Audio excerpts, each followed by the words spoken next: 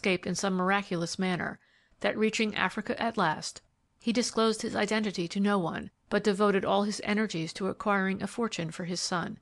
He succeeded even beyond his anticipations, and when nearly 20 years had elapsed, sailed for his old Australian home to find his son. Arriving there, he learned that his son, while pursuing his studies in England, had obtained information of the will made in his father's favour, and learning facts which led him to believe that the will was still in existence and in the possession of his father's younger brother, had, with the advice of his London attorneys, gone to America, and was then in his uncle's employ for the purpose of securing proof regarding the will, and, if possible, possession of the will itself. Upon learning these facts, my brother had immediately proceeded to London and to Barton & Barton, his son's attorneys, who, upon his arrival there, informed him of his son's success up to that time, and also notified him that his brother was about to celebrate his approaching 50th birthday by naming the son of Ralph Mainwaring as his heir, Ralph Mainwaring and family having just sailed to America for that purpose. My brother then took the first steamer for America, arriving only 2 days later than Ralph Mainwaring. Though unable to obtain an interview with me at once, as he had intended, he had succeeded in catching sight of me in order to assure himself that the marked resemblance between us still existed, and to emphasize that resemblance, he then shaved and had his hair cut in the same style in which I wore mine, so as to render the likeness the more striking and indisputable when he should announce himself to me. His existence and return he wished kept secret from his son until the successful consummation of his plans, but he wrote the letter as an explanation in case there should be any unforeseen termination. The letter was overflowing with a father's love and pride, his allusion to the difficulty with which he had restrained his feelings when he found himself face to face with his son on the afternoon of his call, being especially touching. The perusal of that letter added 100-fold to my own grief and remorse. I dared not run the risk of disclosing myself by sending it to my brother's son, but I have preserved it carefully for him, and desire it to be given him as quickly as possible. Through New York papers I learned from time to time of the murder of Hugh Mainwaring, the lost will, the discovery of the old will, and the appearance of the rightful heir. From that source also I learned that Merrick, the detective, was shadowing the murderer, who was generally supposed to be a man by the name of Carruthers. I had one advantage of Merrick. I knew him, my old friend Whitney having often pointed him out to me, while he did not know the man he sought. Many a time in my wanderings I have seen him, and knowing well the game he was after, eluded him, only to fall at last into the snare of one I did not know. The man searching for the murderer of Hugh Mainwaring encountered another, trailing the murderer of Harold Scott Mainwaring, and I suddenly found my time had come. A coward then, as always, I tried to shoot myself. In the darkness I held the muzzle of my brother's revolver to my own temple. Instantly there flashed before me his face when I killed him. I grew sick. My hand trembled and dropped. Then, as my pursuers came nearer, I aimed for my heart and fired. This is the result. Death was not instantaneous, as I had hoped. Instead, I was given this opportunity to make some slight reparation for my sin, to aid, as I said before, in righting the wrong wrought by my past life. And now, in these my last moments, I do solemnly affirm and aver that on the night preceding his death, my father executed a will restoring to my elder brother his full right and title, which will I have for more than 25 years last past wrongfully and fraudulently withheld and concealed, and that my brother, being now dead, killed by my own hand, though unwittingly and unintentionally, his son, Harold Scott Mainwaring, is the rightful and sole heir to the entire Mainwaring estate.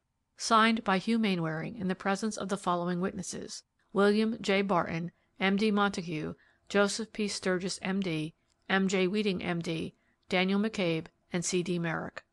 At the conclusion of this statement there was shown in evidence the rusty metallic box dragged from the lake, with the keys and the knotted blood-stained handkerchief found therein. This was followed by brief testimony by Harold Scott Mainwaring and the old servant James Wilson, but the proceedings following the reading of the statement were little more than mere form. There was little attempt at cross-examination, and when the time came for the argument by counsel for contestant, Mr. Whitney, who had been deeply affected by the confession of his old friend, declined to speak. All eyes were fastened upon Mr. Sutherland as he arose, as was supposed, for the closing argument. For a moment his eyes scanned the faces of the jurors, man by man. Then, addressing the judge, he said slowly, in clear, resonant tones, "Your Honor, I submit the case without argument." In less than 45 minutes from the conclusion of the statement the jury retired, But no one moved from his place in the crowded courtroom, for all felt that little time would be required for their decision. In 10 minutes they returned, and amid the silence that followed, the foreman announced the verdict. For the proponent, Harold Scott Mainwaring. Cheers burst forth from all parts of the room, and the walls rang with applause, which was only checked by a sudden, simultaneous movement of several men towards the contestant. With the announcement of the verdict, Ralph Mainwaring had risen to his feet as though in protest. For an instant he stood gasping helplessly, but unable to utter a word, then, with a loud groan, he sank backward and would have fallen to the floor but for his attorneys, who had rushed to the assistance of the stricken man. A few moments later, the lifeless remains of Hugh Mainwaring were carried from the courtroom, while in another direction the unconscious form of Ralph Mainwaring was borne by tender, pitying hands, among them those of the victor himself, and the contest of Mainwaring versus Mainwaring was ended. The bright sunlight of a December afternoon, 10 days after the close of the trial, crowned with a shining halo the heads of Harold Scott Mainwaring and his wife as they stood together in the Tower Room at Fair Oaks. But a few hours had elapsed since they had repeated the words of the beautiful marriage service which had made them husband and wife. Their wedding had been of necessity a quiet one, only their own party and a few of their American friends being present. For the ocean liner, then lying in the harbor, but which in a few hours was to bear them homeward, would carry also the bodies of the Mainwaring brothers and of Ralph Mainwaring to their last resting place. Here, amid the very surroundings where it was written, Harold Mainwaring had just read to his wife his father's letter, penned a few hours before his death. For a few moments neither spoke. Then Winifred said brokenly through fast-falling tears, "How he loved you, Harold!" "Yes," he repeated sadly, "and what would I not give for 1 hour in which to assure him of my love? I would gladly have endured any suffering for his sake, but in the few moments that we stood face to face we met as strangers, and I have had no opportunity to show him my appreciation of his love or my love for him in return." "Don't think he does not know it," she said earnestly. "I believe that he now knows your love for him far more perfectly than you know his." He kissed her tenderly, then drawing from his pocket a memorandum book, took therefrom a piece of blotter having upon it the impress of some writing.